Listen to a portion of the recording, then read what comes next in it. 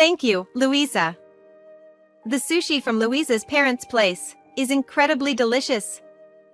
I didn't bring my wallet with me, though. You're not going to take money from me, are you? I received a sudden call from my mother-in-law. I tilted my head at her words. Edna, it's really hard for me to say this, but... My name is Louisa. I'm a 32-year-old homemaker. I met my husband at work, and I became a homemaker after we got married. About 7 years later, my father-in-law passed away. He was a very kind and always calm person. My mother-in-law, who doted on him, became very frail.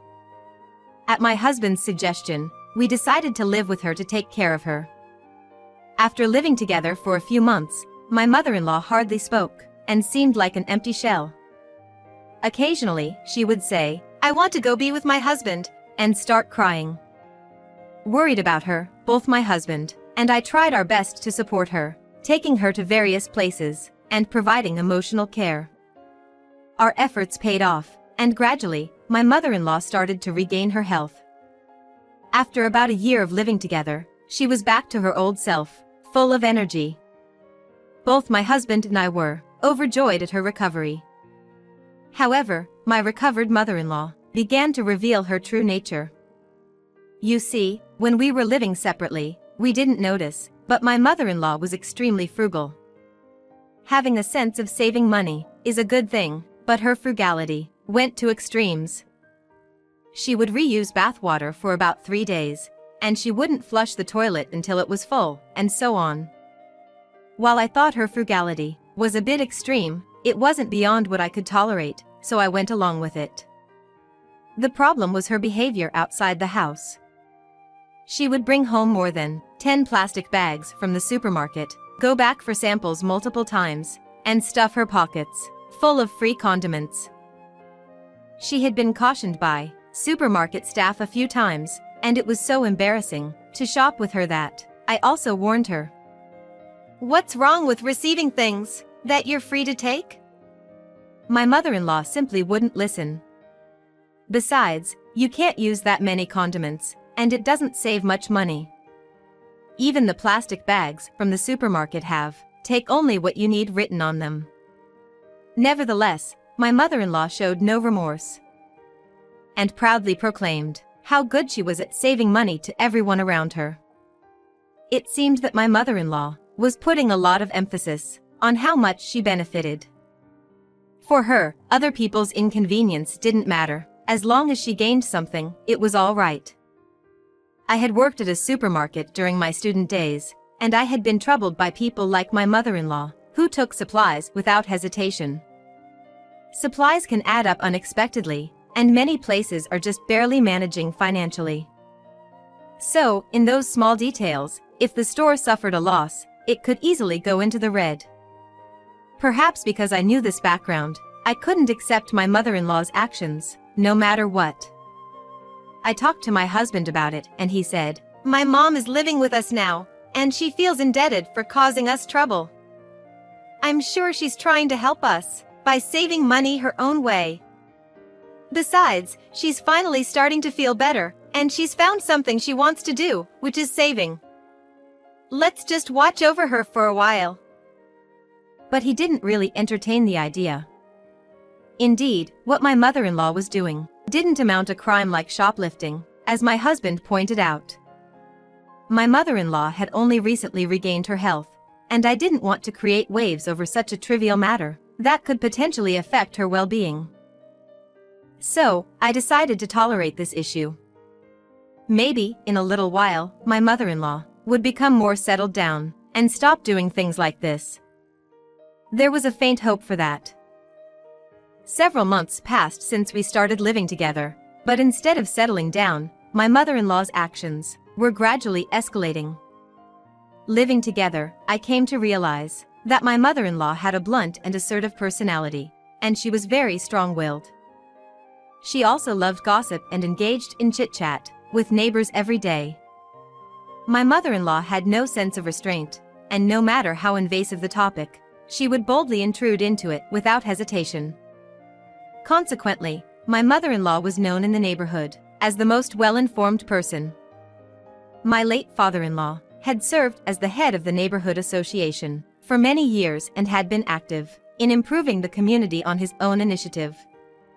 He was highly respected, and my in-laws were held in high regard by the townspeople. That being said, it's mostly thanks to my father-in-law, but my mother-in-law mistakenly believes that she's admired and says, "I'm like the town's advisor here, I'm the one who runs this town," as her favorite phrase. My mother-in-law used her position to act as she pleased. When we went to a family restaurant for a neighborhood gathering at the Senior Citizens Club, she would say, "Oh, I was invited suddenly, and forgot my wallet," and she would make others pay. She would find someone giving away vegetables or fruits, and strike up a conversation, saying, "Those vegetables look delicious. You must have nurtured them with care," as if it were nothing, complimenting the vegetables.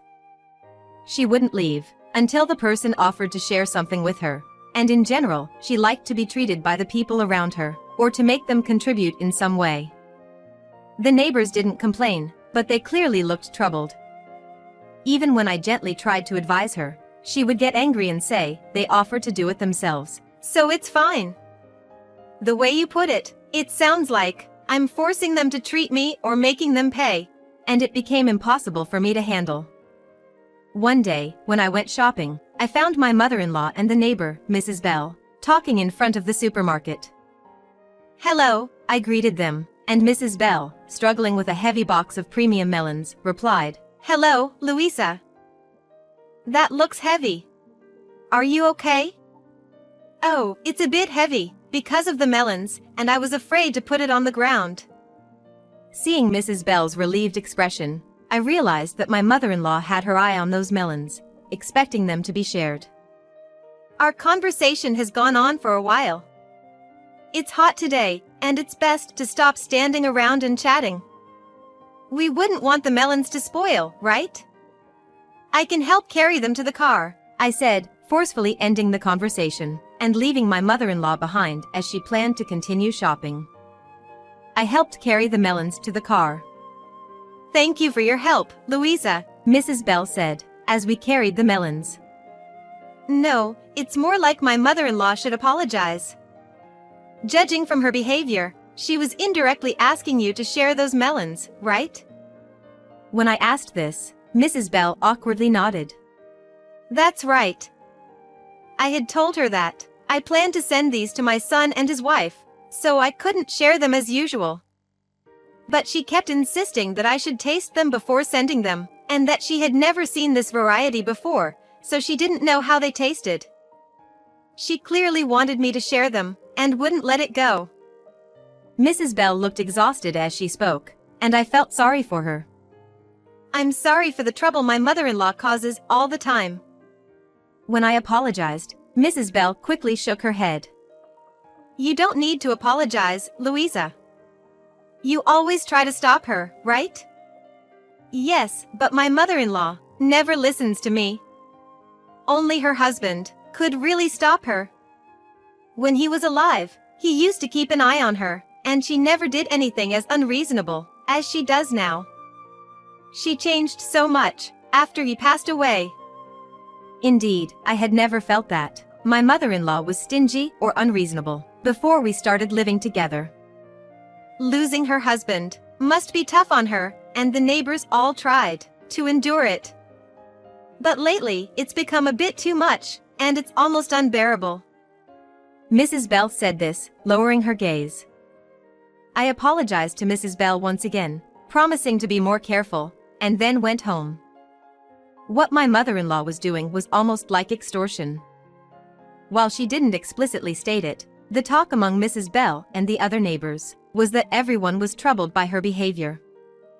It was not right to keep coddling her and letting her get away with inconveniencing others just because she was mourning for so long. I felt that I needed to do something about it.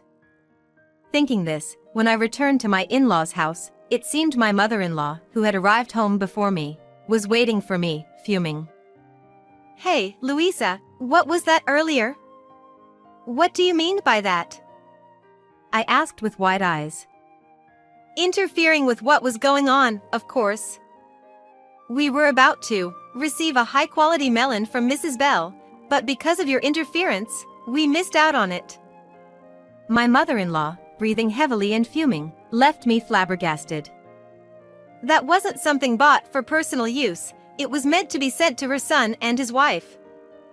Mrs. Bell said she couldn't share it because of that. I think it's wrong to forcibly take something that someone has said they can't give up. Do you think it's appropriate for a daughter-in-law to give orders to her mother-in-law like that? I got quite the cheeky daughter-in-law. Thanks to you, we missed out on a whole high-quality melon. I thought it was absurd to consider it a loss, when it was something she hadn't even bought herself, but I decided not to argue further, as it would likely lead to more noise. That night, when my husband came home, it seemed my mother-in-law had tattled on me. He scolded me, saying, "Don't provoke your mother-in-law too much." I don't know how my mother-in-law conveyed it, but she likely spun it in a way that made me look like the villain when she talked to my husband. In my husband's mind, it seemed that I had refused the high-quality melon, which we were supposed to receive, as a favor from Mrs. Bell. She wanted that melon so badly, didn't she? You should have understood that, and you could have at least bought one melon yourself, my husband said, always taking his mother's side. I was running out of patience with him. Even if I bought melons with our money in the first place, it was clear that my mother-in-law would get angry, saying, "You're wasting money again." Caught between my husband and my mother-in-law, I was feeling really stressed. Amidst all that, there was some good news. My family's sushi restaurant had undergone a renovation and reopened. The old location had deteriorated, so they moved to a building in the city center. Originally, it was located quite far and required a car to reach, making it a hidden gem. However, after moving to the city center, it seemed that business had picked up. My mother-in-law didn't have a car, so she hadn't visited since the time she came with relatives for a visit. The decision to renovate was made a year ago, but I was somewhat afraid of my greedy mother-in-law finding out, so I kept the renovation a secret from both her and my husband. However, one day, at the supermarket, I ran into a mom friend who frequented my family's sushi restaurant, and we were talking about the restaurant's renovation party when my mother-in-law overheard. When we got home, my mother-in-law, as expected, bombarded me with questions. "Louisa, why didn't you tell me that your family's sushi restaurant had been renovated?" "I'm sorry, I didn't have the chance to. We're family, so we should be sharing that kind of information. There was a renovation party, right? It's strange that we weren't invited to such an important event, don't you think?" Faced with my mother-in-law's barrage of questions, all I could do was apologize. "I'm sorry. It was a small party, where I invited acquaintances from my hometown." My response didn't seem to satisfy my mother-in-law, but she quickly smiled and said, "Well, that's okay.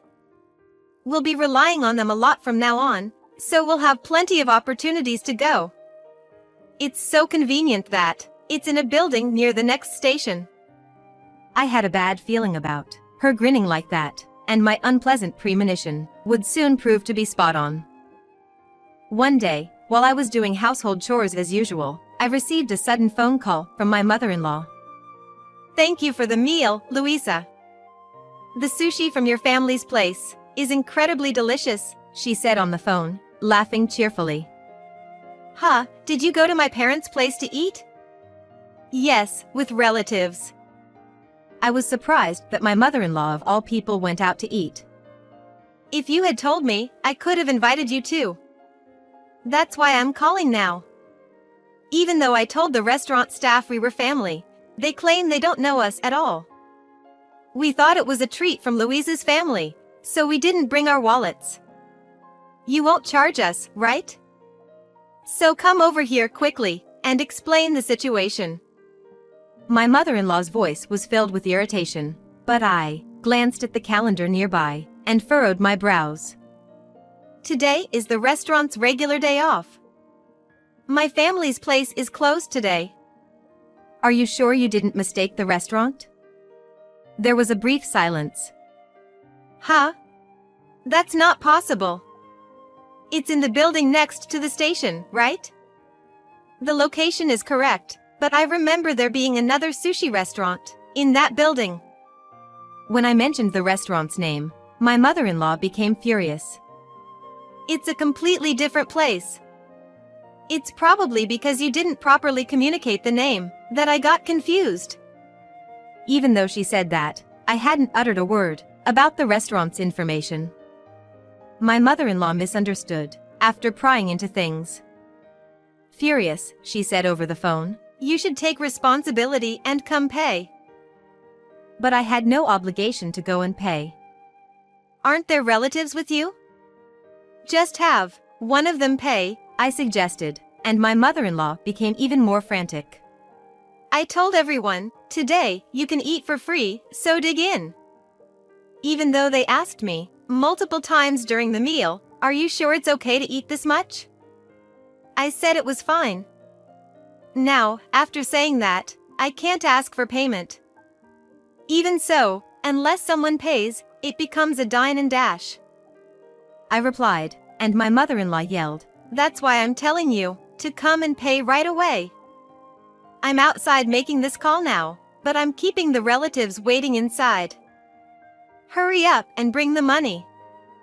Without hesitation, I replied to her words, "I don't know anything about it. It's not my concern. You've always relied on others' wallets, and now the chickens have come home to roost. What are you saying to your mother-in-law? I won't forgive this. I'll spread your bad reputation to the neighbors." My mother-in-law threatened, but I wasn't scared at all. After the incident with Mrs. Bell, I had the opportunity to talk with various neighbors. They were all fed up with my mother-in-law's behavior, and the trust my father-in-law had built up had completely eroded.